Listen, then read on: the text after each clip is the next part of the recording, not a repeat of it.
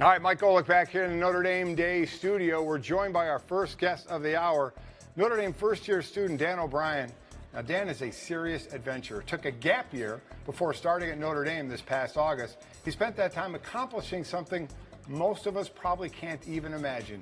2 words, Mount Everest. Dan, welcome to the show. Appreciate you spending some time with us. First and foremost, where did that come from, the interest in climbing? I think for me, climbing it's a very straightforward type of challenge. You put a mountain in front of someone, you either make it up or make it down. But at the same time, on top of just the simplicity of it, there's the variety you get, because no matter how much you prepare, no matter how much you're looking at the map, it's always completely different when you're on top. There's a difference between you and I. I see a mountain, I go around it. Okay, that kind of worked for me. Why the gap year? What was the thought process there? Initially, I was actually encouraged towards the gap year by my parents, and I'm incredibly thankful for them, or to them for that. But yeah, I was kind of at a weird age in Texas. If you're playing sports and you're even a little bit old for your grade, like that just doesn't happen. So I was a little bit young, now I'm a little bit old, and it was, like I said, I took some encouraging, but it was actually something that my dad said at one point, which was along the lines of basically, you're not losing a year of your life, you're just moving it all back a year.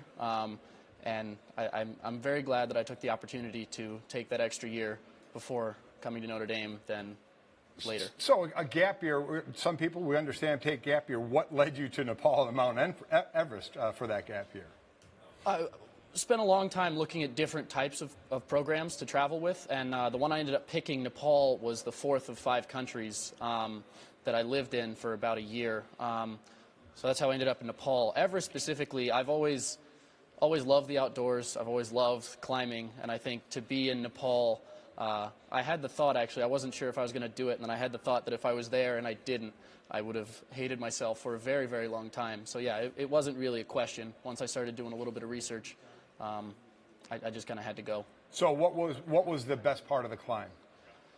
Best part of the climb for me was not actually base camp, because from base camp you can't see Everest itself. It's covered by 2 smaller, still enormous mountains. So we went to base camp, took some pictures, hung out, not for very long because there's not a whole lot of air. We turned around, had lunch, and then we went back up a different mountain that was the highest I've ever been in my life. They have like half the oxygen that you're supposed to have for every breath you take. And we went up that, and from there you could see, Everest poking out from behind the other 2, and it was just completely silent, completely still. It was really nice. So what's the future plan? What are the peaks to conquer? Biggest peak in the next couple years, I would say, would be graduating from Notre Dame. 3-4 years. Past that, obviously I'd love to travel more, study abroad opportunities as they come up. I'm just going to be all over those. But then also, yeah, just using my summers and breaks from school efficiently and doing things. I mean, the amount of variety that's at home for me is something that I like to appreciate more. Any more climbing? Looking to get to the top of Everest or any of the other peaks? No. I having seen the people that did that, I'd like to think that if I ever reach the point in my life where I have 6 free months and $100,000, I can find something better to do. Not to discount climbing Everest, but yeah, that's a whole lot of time and a whole lot of money. I'm glad you went there and saw what you saw, but now you can take on my thought process, right, and go around it now. Right? Maybe. And don't go over the top of it? For Everest specifically, I think I've gone as tall as I'm willing to go. Do you recommend a gap year, though? Not for everybody, right, though?